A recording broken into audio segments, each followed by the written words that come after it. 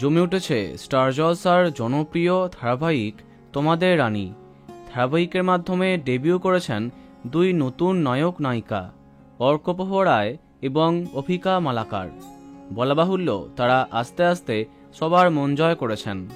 এদিকে তোমাদের রানীর প্রতিটা চমক দর্শক এনজয় করেছে, সেটা রানীর কোনো বাহাদুরি হোক বা জামাইকে হাতে নাতে ধরা। কিন্তু এবার তোমাদের রানী দর্শকের জন্য খারাপ খবর শোনা যাচ্ছে, যা জানলে মন খারাপ হতে পারে অনেক দর্শকের। নতুন চমকে দেখা যাচ্ছে রানীর সন্তান আর নড়ছে না, তাতে ভয় পেয়ে যায় রানী। তাহলে কি মারা যাবে রানীর সন্তান? সে কি বেঁচে নেই? না, রানীর সন্তানের কিছুই হবে না, এমনটাই শোনা যাচ্ছে।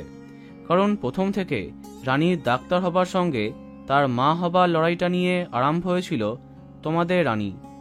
আর তোমাদের রানীর দ্বিতীয় চমকে দেখানো হয়েছে রানীর কোলে তার ছেলেকে, অর্থাৎ ভয়ের কিছু নেই। এবার গল্পে যদি পরিবর্তন না আসে তাহলে কিছুই হবে না রানীর সন্তানের।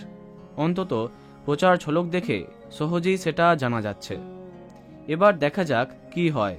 যদি সত্যি সন্তান মারা যায় তাহলে কিন্তু একদমই জমবে না গল্প, কি তাই তো? কমেন্টে জানাতে পারো। ভিডিওটি লাইক এবং শেয়ার করো। এই রকম আরও অনেক ভিডিও পেতে সাবস্ক্রাইব করো কারেন্ট বস। ধন্যবাদ।